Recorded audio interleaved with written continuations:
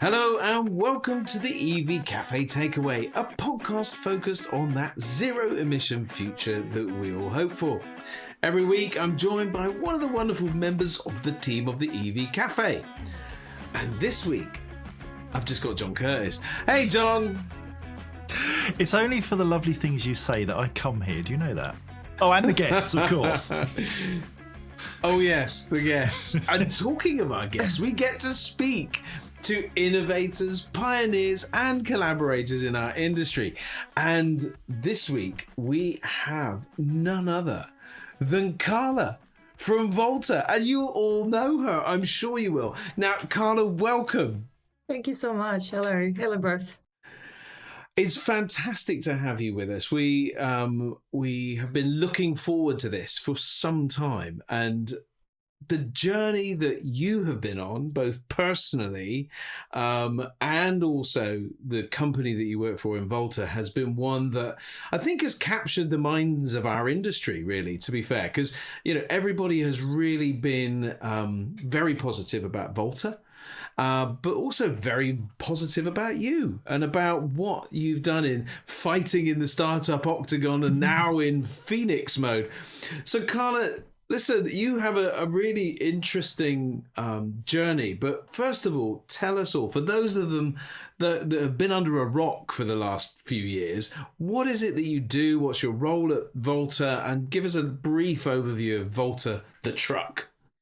Thank you, Paul. So Volta is a startup. We launched the business in 2019. And in less than 5 years, we went from a bit of a crazy idea and a crazy bet, which was revolutionizing the trucking industry, to production, but definitely a roller coaster in between, right? It was never chilled and never easy, right? But this is not what we signed up for. As of me, I signed up because this was the first time in my career that I was not introduced by a job description. I joined the founders to really deliver on the mission, and that's what I've held very close to my heart. I don't wake up for a job. I wake up because this is my life's path, right, to drive change. So the company is all about building trucks for sustainable cities, but also to make the industry more attractive to younger generations and women when it comes to the trucking community or the drivers community, but also make cities safer. So the truck is unique, right? It's the only 16-ton that's purpose-built to be electric, to operate in city centers. Now it's a bit of a new strategy with Volta. We're not so tech or service orientated. We really focus on building chassis cabs, as you can see behind me.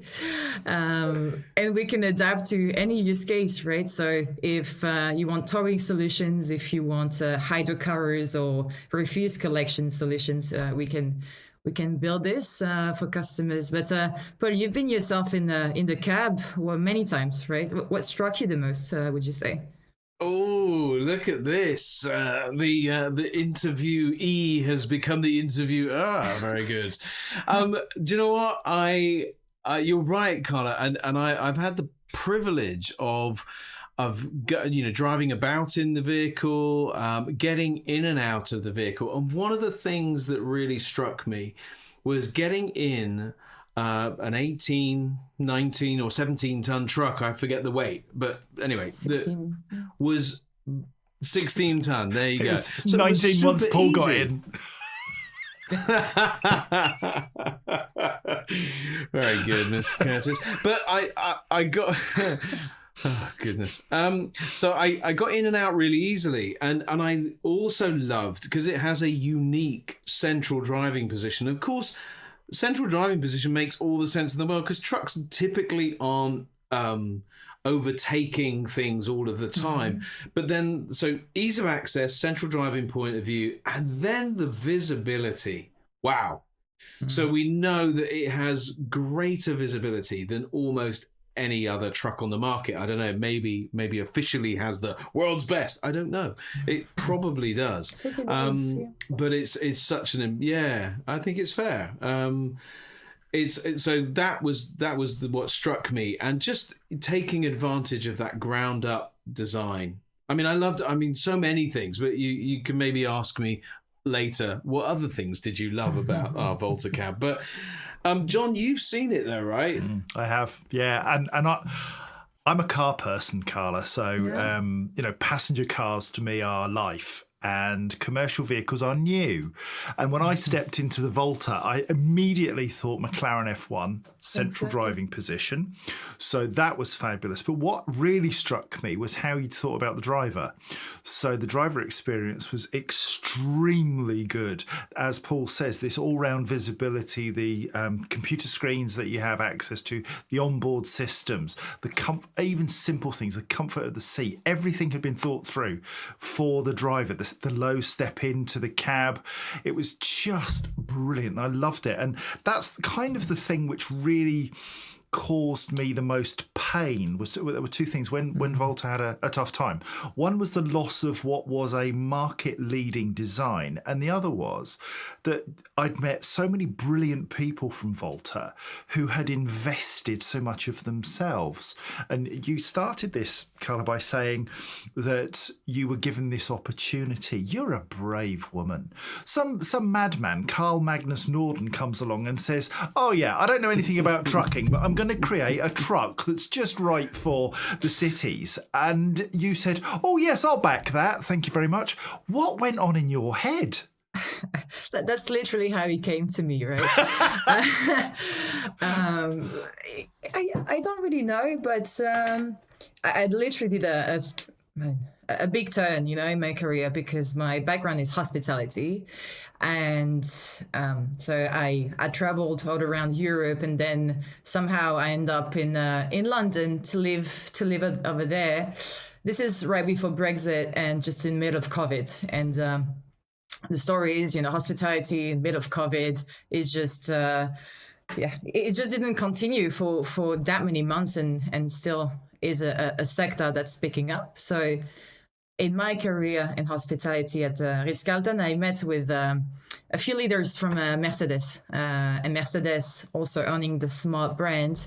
Smart actually stopped combustion engine manufacturing in 2018, and this is when I first got interested about electrification. And I just loved the courage. I just loved the fact also that I was never going to sit in a box. I had a mission, which was grow the business, sell trucks, and evangelize, the community. And this is a role that I've loved doing, because I believe in this, right? I'm not selling a product. Nothing wrong with this, but I need to feel like I belong to something. Yeah. And that's definitely the case with Volta. So yeah, probably a bit of a craziness at this point, I'd say.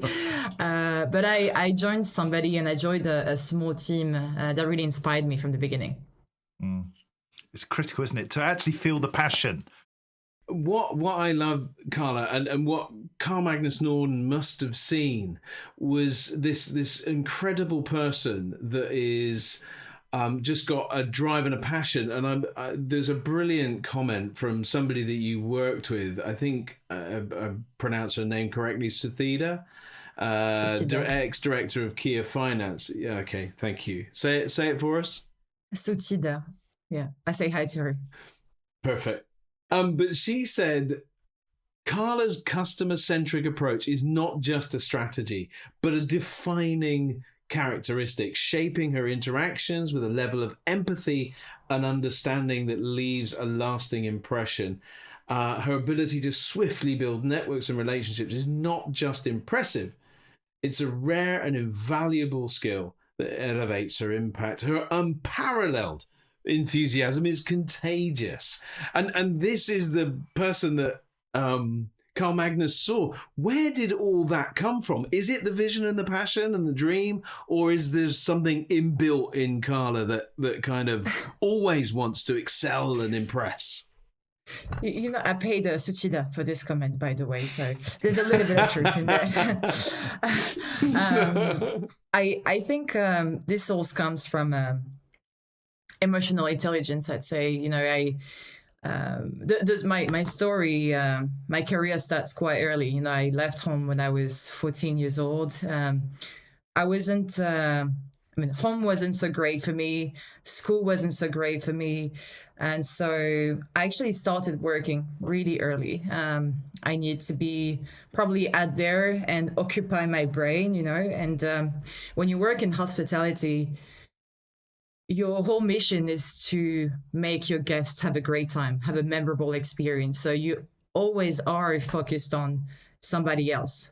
You're always trying to prevent, you're trying to improvise, do whatever it takes. And I think that customer centricity and that emotional intelligence comes from all these scenarios, all these people with small or very large ego or very different personalities that you just have to deal with no matter what. That's been a strong focus in my career. And maybe I think about clients as guests still. You know, when I speak to customers, obviously I'm trying to sell them trucks, but then it's how do I support them in actually making money off these trucks? How do I sustain this engagement over time? And yeah, I try to put myself in their shoes. I think we need a bit more of this, right? Continuity in relationship, and we operate in B2B, right? Paul, you know what it's like. I know you like cars more, John, but I think it's maybe a different world, and different characteristics, different sales methods, I guess. Mm. But I think what we're all doing is we're looking for the same answers, which are how do we move people and things around in an efficient way that's clean, that's not damaging the environment in the way that we have for far too long? How do we reduce consumerism? How do we make sure that we only focus on the things that matter?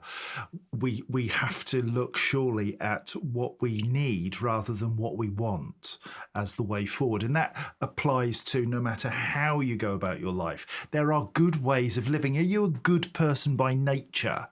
Funny enough, I've been reflecting on this quite a lot because that's quite personal.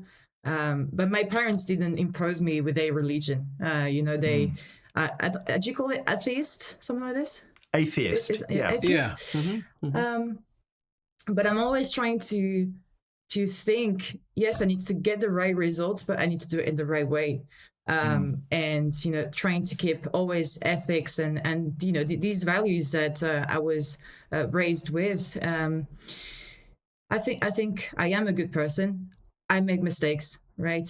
We all do. Is just how do you learn from this? How do you ask for feedback? How do you improve? Would you say, guys, that you're good persons as well, or not?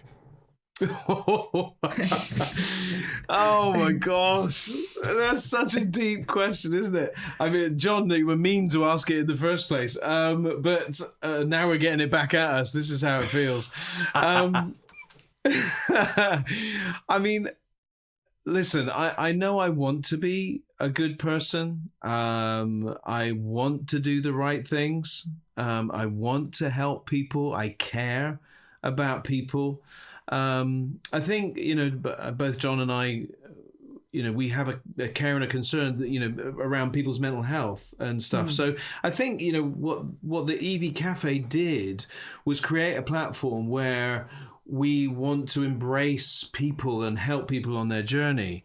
So if that makes us good, I listen, like you said, Carla, I've made mistakes. And John knows all my mistakes, or a lot of them.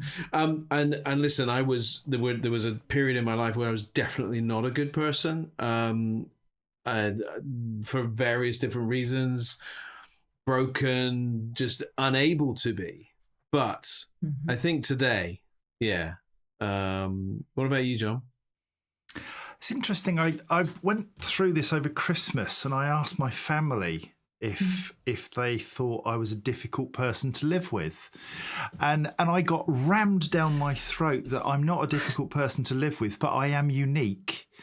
and that brings challenges. I'm autistic. I've got ADHD. I have a number of challenges which I have carried my whole life. And so what you see and what's going on in my head are two very different things. I've learned to cover what's really going on inside to fit in. But I recognise that there are good people in the world that I can learn from, and I surround myself with good people, and that helps me work out what's normal in inverted commas. So am I a good person? I think by nature, no. I'm a rule breaker, but I'm a rule follower. I'm a real contradiction. But people like Paul help to keep me grounded. Let me just come in there. This wonderful person that is he is a good person, Carla. I'll answer for him. He is a good person. But the rule keeper and the rule breaker is hilarious, because I remember phoning him after I'd said, "Can you just wait here, and then can you help me with this stuff?" It was in a show, I can't remember. And I phoned him up and I said, "Where have you gone? Where are you?" And he said, "I'm about 30 miles away." And I went, "Why?" And he said, "Well, the security guard told me I had to go, so I went." And I'm like, "But I need you here now." And that's how my mind works. So yeah. I had an instruction from Paul. I had an instruction from the security guard, which overtook the instruction from Paul. And I'm a very literal person. So if somebody says go, I go. I don't question it. But other times, if somebody was to tell me to go in the wrong way, I'd practically want to fight them, because you don't tell me what to do. And I'm so complex. And I think we all are in our own ways. All unique, yeah. And actually, since you had that conversation with the family, which is great, by the way, I found that nicknames are usually quite revealing of personalities. So I wanted to ask you guys if you have a nickname you'd like to share, and I'll give you mine after. We've been set up here, Paul. This is bang out of order. There's a camera under here somewhere. Anyway. So I will tell you my nickname, because it is on another podcast. But I was given the name Muffin the Mule. And it's Muffin the Mule is a character in British TV. You might have to Google it. I think it's safe. But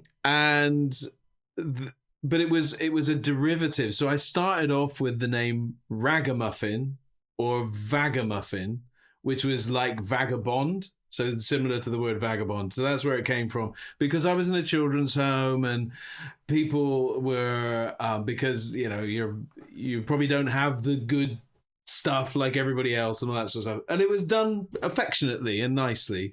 So that's what my nickname was.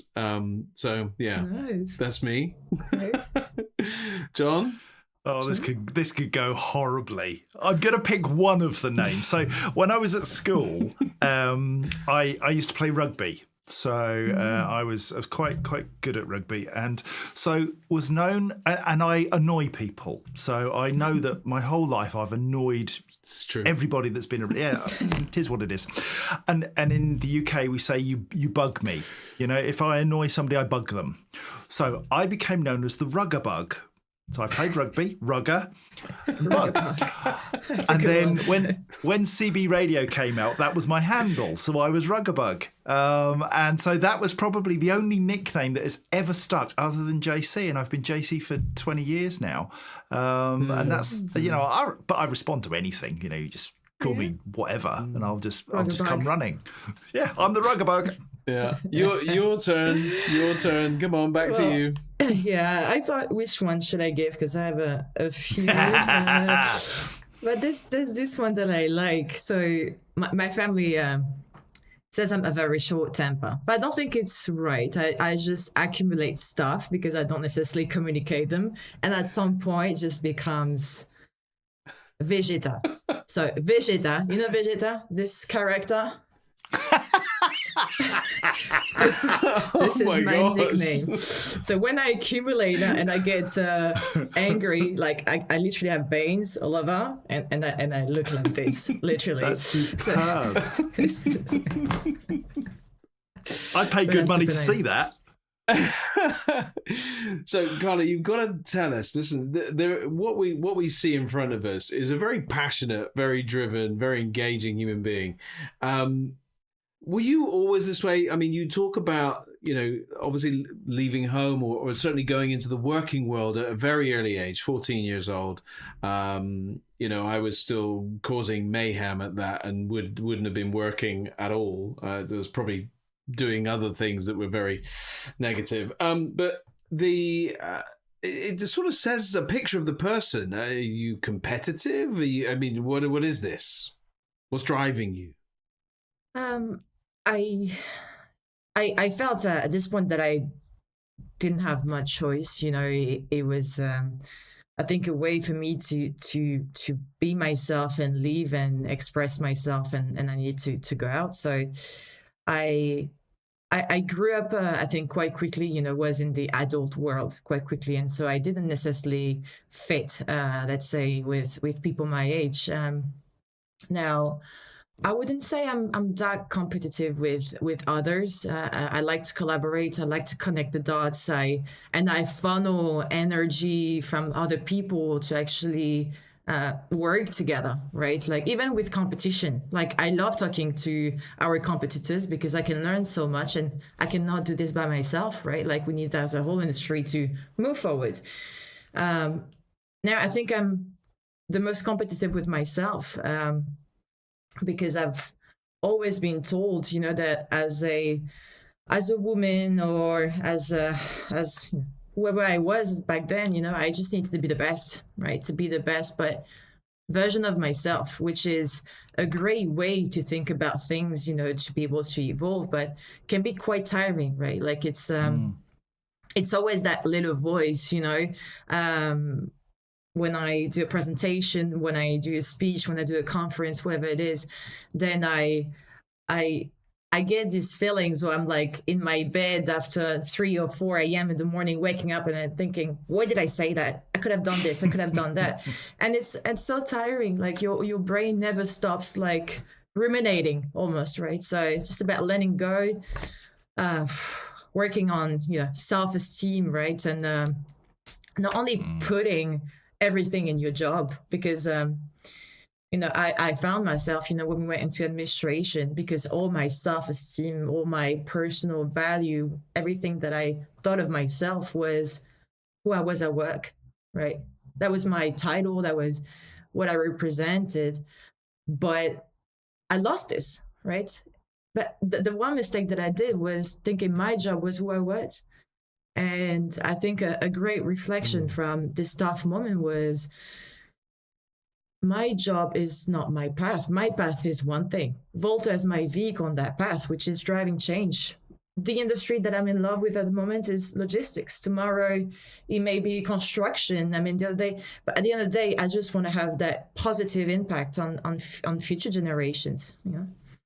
Speaking of which, no, that's a great answer, because it enables me to ask a question about your biggest, your proudest moment, and I guess, you've addressed the United Nations.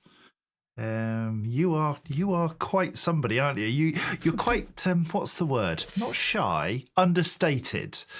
You don't blow your trumpet and tell everybody how brilliant you are. You're humble, but you've played on a big stage.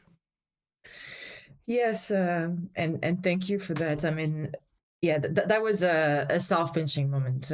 I received this great invitation to be at the World Investment Forum of United Nations in Abu Dhabi.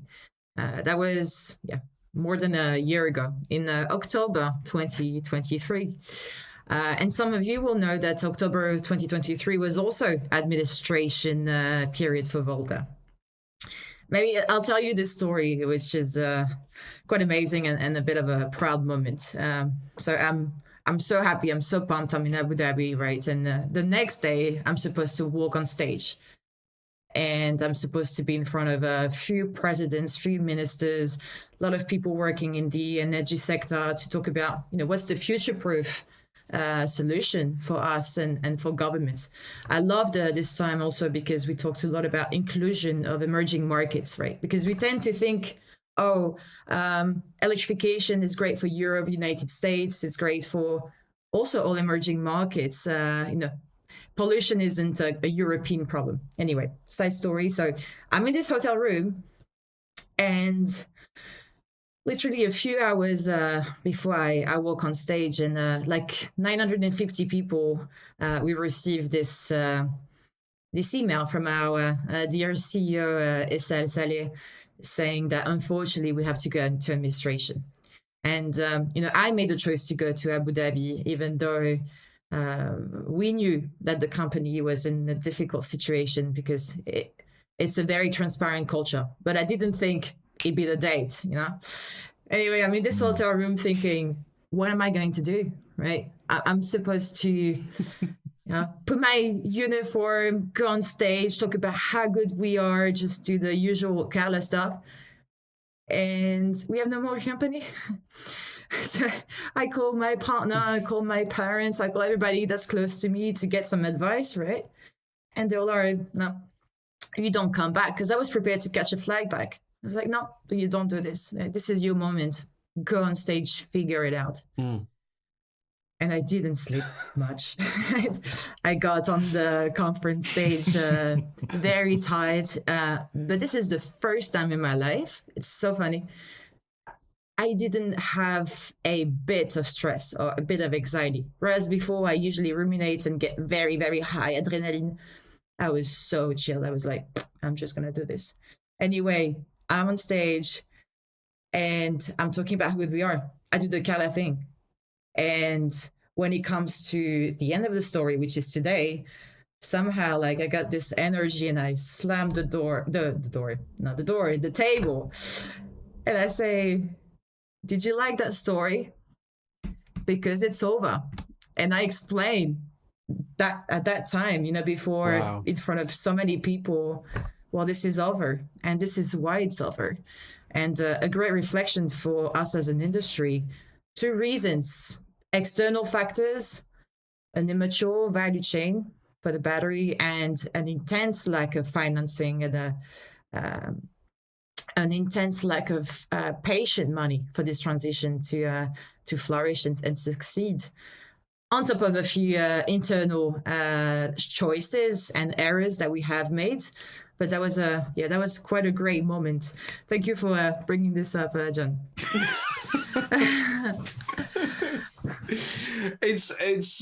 It's exciting, the journey that you've been on, and I do want us to reflect perhaps a little bit on the journey that Volta went on as well. But just for a moment, I want to reflect back on, because this was a real moment of you looking to drive change.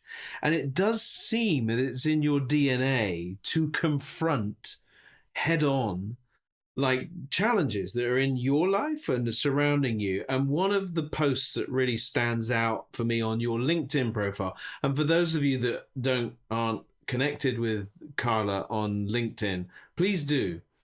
Her channel, if you want to call it that, is a real force for good. Carla is brilliant. But there was a post where you celebrate your difference. Now, I know that you've been very open about this, and forgive me, I can't pronounce it probably correctly, but is it Vertila? It's vitiligo.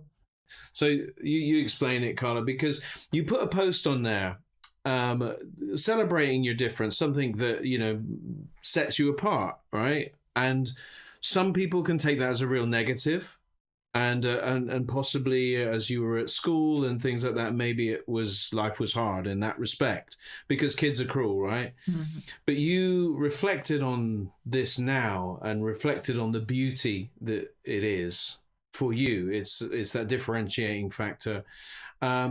And I love the sentiment that you spoke about was because people took a lot of encouragement from it. but you reflected back and said, I'm just trying to be now the person I needed to meet back then, or some time ago. And it's a wonderful reflection, but it just speaks to this person that wants to drive change and embrace the world. What is it about you? What was that journey like to get to that place, I guess? It wasn't always like this, Paul. We so into social media and always comparing ourselves and, oh, I got this, I got that. I'm not like, always comparing, right? And I couldn't associate with anybody, right, that had the same disease, except for a very cool model and a few more people that talked about the disease. But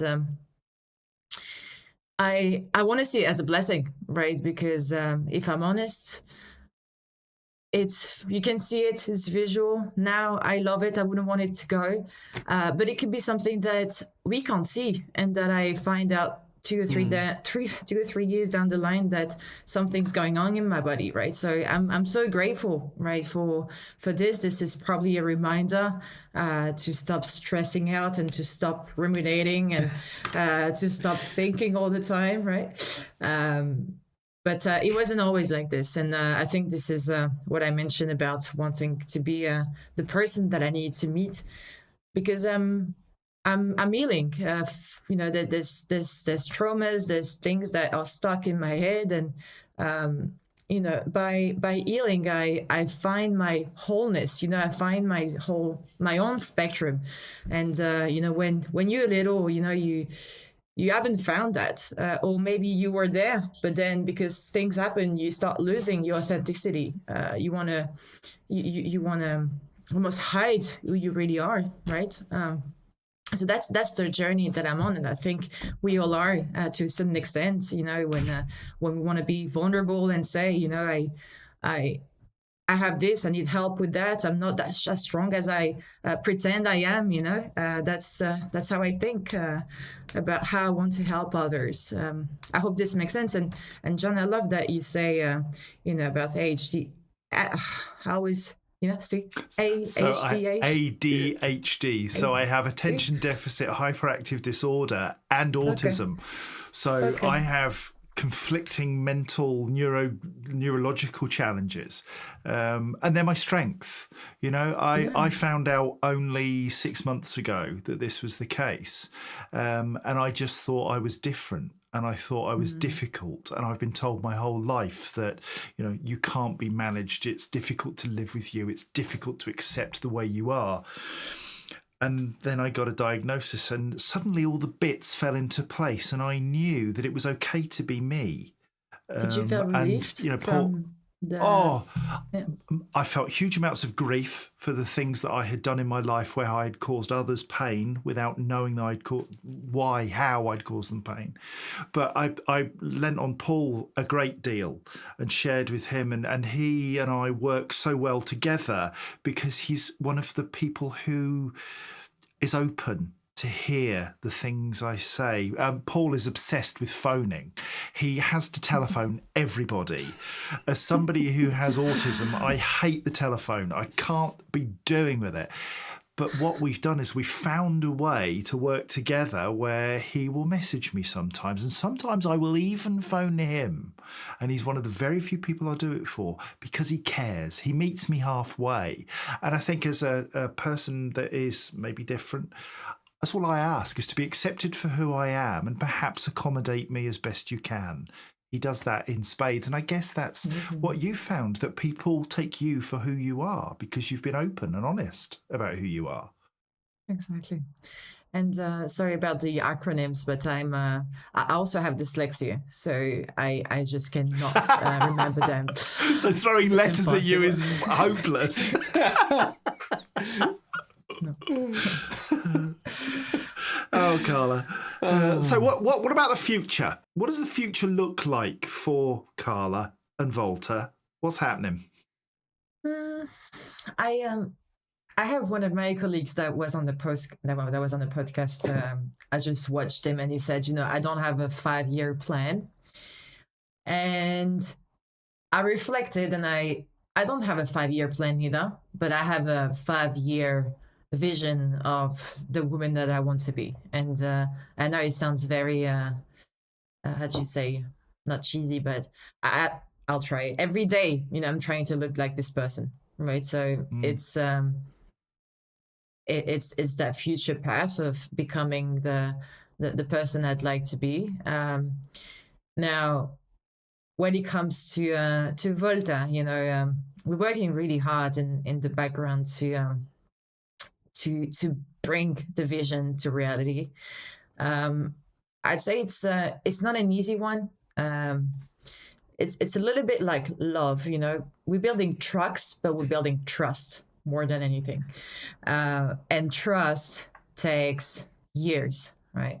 Takes years to build, and it gets broken like this, right? So it's about getting back to the stage where we are transparent enough, we are vulnerable enough in the way that we can talk about the mistakes and the learnings and how we're improving. So we're continuing on that path, and if I'll make a wish later, but if I can give a little bit of anticipation, what I see for the business is trucks on the road, it's financial stability, and it's also showing to all our previous colleagues that we are doing the right thing. Previous colleagues, previous suppliers, anybody that's supported us, once we get there, I think we'll look after everybody that's been supporting us from the beginning. Now it's just forming, stabilizing, getting our health back to grow and expand. I guess that's how you find out who your friends are, isn't it? It's when things are going well, people want to be your friends. When things have been difficult, did you find that those people that you thought were friends suddenly disappeared, and now some are beginning to come back because, actually, Volta's not in a bad place? It's crazy, actually, John, because when this happened, I had this very high adrenaline moment of United Nations, and then I went back home. And that was extremely tough because my brain wasn't busy, right? You would know what I mean. My brain wasn't busy, and I was ruminating, and I was in that grief period. But it's crazy. I mean, there's some people I still haven't responded to, just to tell you how many messages and how many emails and phone calls I received. And I'm talking about everybody from the industry, even competition. Like, I had people from our competitors just writing the nicest notes, and I know they meant it. Why would you do it? Right. So it's in these tough times that I saw the support. I still see, companies working with us, working with me as an example in the marketing side. And even though they were impacted by bankruptcy and had debts, with Volta V1, they still trust Volta V2, and they want to help us because they know that we need them to get to this 5 years vision. So no, I've been amazed, and I think it's very genuine. But I agree, I said I'd found this more in my personal life, when everything is great, people are always next to you, and when you are struggling, it's another story, but it's part of life, and I'm a person that doesn't have many friends. To be fair, I didn't spare enough time for that, given my childhood and that. I was scared to give my trust, and now I'm changing. But I'm so grateful, for the friends I have. They are like family. They're so close to me, and they know who I am, and that's the main thing. Do you have many friends, guys, or are you more of a selective? Oh gosh. Do you know what? It's funny because I was at a funeral yesterday of I can't really say a friend, somebody I knew many years ago. We'd been doing something very important together.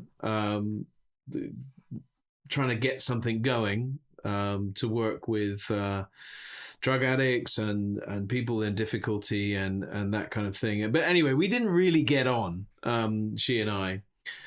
But 30 years later, sadly, she passed away from cancer, and we'd probably seen each other maybe twice in that period. And I reflected. I was with some really good friends, some of my best friends, and guys that I'd known, and we were just reflecting and laughing. But I have very few friends, and I was really reflecting on this. Hundreds of people that were at this lady's, and she made an impact on such a wide variety. And I thought, what on earth am I doing with my life? What, does it really matter? Electric vans? Does it really matter? I don't know. I need to be a friend, and I'm so thank you, Carla. It does, and it does matter. But John speaking earlier, and we've spoken. I'm so grateful for his friendship. Because we've become really close friends. I wonder what my funeral will be like. Who's going to be there? Who's going to bother? And what would they say? That's a bit of a morose moment there, but probably oversharing, really. But so I have some great friends, but not many. So where's it that you want to live? What do you want them to say? Oh, Jesus. In 50 years' time. We have time, but... Yeah, if I make it to 105, Carla, then 106. Gosh, what do I want them to say? Blimmin' heck. Well, you're getting this question back at you, girl, I'll tell you. What would I like them to say? That he was a good friend, that he cared, and that he made a difference and was a good dad. A good husband, a good friend. Now, stop it. I'm over to somebody else. Amen, indeed. It does make you think. I was at a funeral yesterday, separate funeral. So hundreds of miles apart. We both went through very, very similar experiences. It does make you reflect on your own life. He was a man of 91 years old who had led a very full life. And basically it came down to he was a great dad of two. He was a fabulous grandfather and male role model for one of the family. And he was a good community servant. He was somebody who picked up the litter and made sure that everybody was okay and stopped and chatted in the street with people. And the fact that he'd spent his whole life in financial services and banking didn't matter. It got just a little mention. It was all about who he was as a person that really counted. Yeah.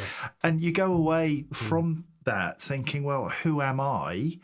And am I focused on the right things? And all I know is the older I get, the closer I get to focusing on the right things. That's true. So, Carla, what about you? You said you've raised the subject of not having very many friends, and obviously I get a difficult start, right? So the start in life and how you form your relationships when you're young definitely affects how you progress and become more mature and older, and then you begin to reflect and change. Where are you at now with that? What is the value of friendship to you? I think you've alluded to it, but how would you hope people will reflect on you in later years? I think I'm not scared to give my trust and my vulnerability away anymore. I'm done with this superwoman fake thing, because this is not who I am. The real Carla is very sensitive. Yes, I'm fearless. I'm full of fears, but I'm never scared to confront them. So that's who I am. I'm a very skeptical person. I was born skeptical. I was always, anxious about what could happen, whether it's for my family, for myself, for the people I care for. So I'm always like in protective mode. I'm always like, okay, what's gonna happen? And I'm now shifting where, you know, I'm not scared to ask for support. I'm not scared to say, I don't know, can you help me? You know, so that comes through, you know, friendship as well. You know, being authentic. You know, from what we talked about, being able to say, hey, what do you think? I've messed up here, or I don't know how to do. You know, like it's just like being able to share with women. You know, that I have made friends of. And again, funnel that energy in the right way. You know, like I'm not competing against anybody. I'm really trying to collaborate, and whether it's at work or in my personal life. So no, I want to be remembered as somebody that drove positive change and that broke, you know, unhealthy cycles in society or in my kind of transgenerational channel, you know, how we see women, how we talk about women, how we think of women, but men also, you know, there's this, I think, there's all these themes that we attribute to women and men that don't matter anymore. You just have to find the great balance, and you know, you just have to adapt and make it work. So yeah, again, a good person, I think, is the bottom line. A person that makes mistake, but that just is courageous and vulnerable enough to admit and learn from these. I'm fascinated to understand, Carla, what you would do with your spare time. So when you are not busy doing your work and championing all of the things that you do, how do you spend that precious time on your own? So weekends are meant to be dedicated to moving on with our house renovation. So we went into this project of renovating a house, and then bankruptcy happened, and that was also another layer of complexity. But yeah, trying to find the time for that.